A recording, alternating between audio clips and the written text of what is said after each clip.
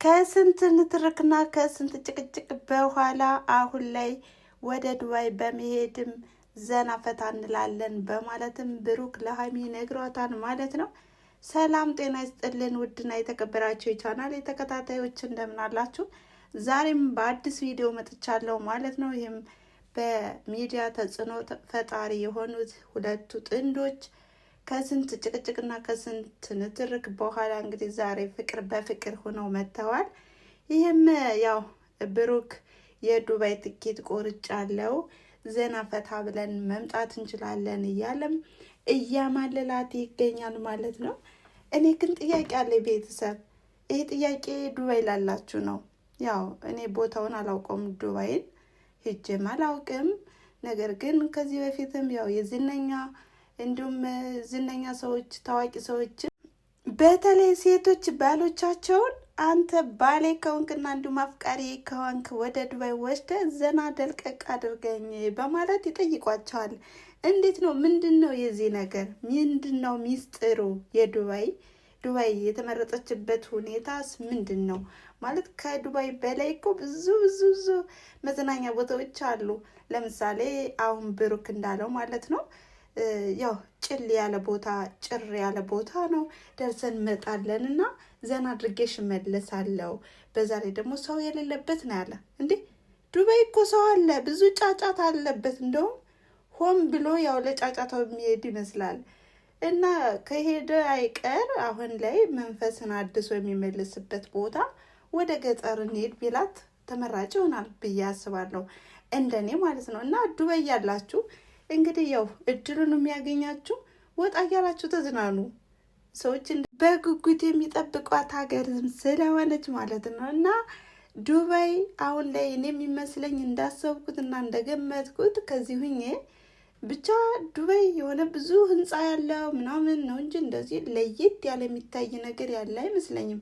በእርግጥ ያው ያሸበረቀች የደመቀች ናት እንዲሁ በሜዳ ላይ እንደምናያትና እና ምን ይመስላችኋል? እንደኔ ብሩክን እኔ የምለው ነገር ሀይሚን ያው ወደ ቀድሞ ፍቅራቸው ለመመለስም ያው ያለውን ነገር ከካሜራ ጀርባና እንዲሁም ከሰዎች ርቀን ነው መሆን ያለበት በማለትም ሁኔታ ሲነገራትም ነበረ። ነገር ግን ሀይሚ ፍቃደኛ እንዳልሆነችና እንዲሁም ዱባይ ከሄድነ ምንም እንደማናገኝ ነው ምነግርህ፣ ቁርጥህ ነው ወቅ እያለችውም ነበረ።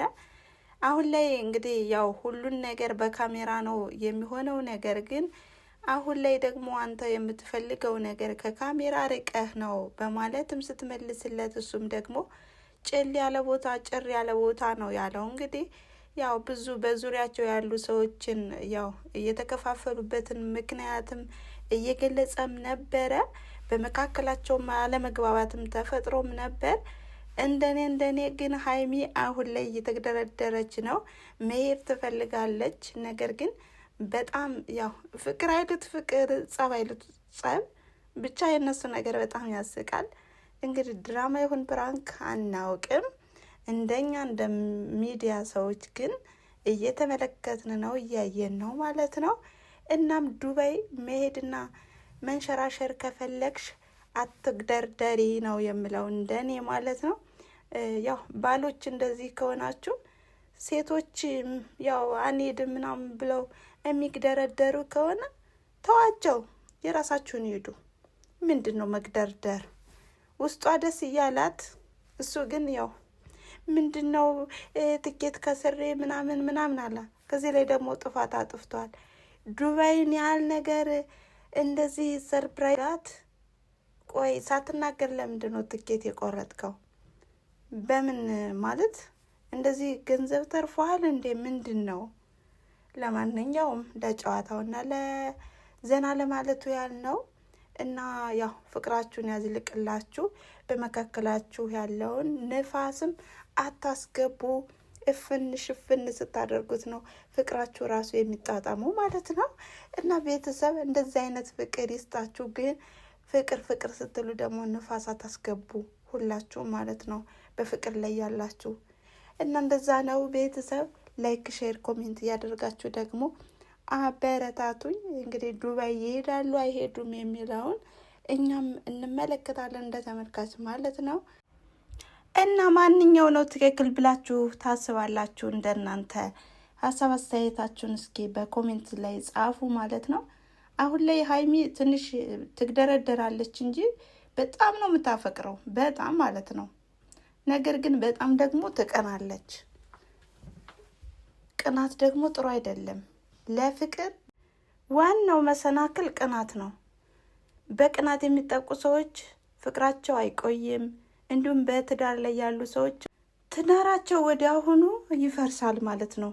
ነገር ግን ነገሮችን በመነጋገር እንዲሁን የበልጥ ሳይሆን በቃ አንዱ እሳት ሲሆን አንዱ ውሃ ሲሆን ነገሮች ይረጋጋሉ፣ ወደ ሰላምም ይመለሳል ማለት ነው።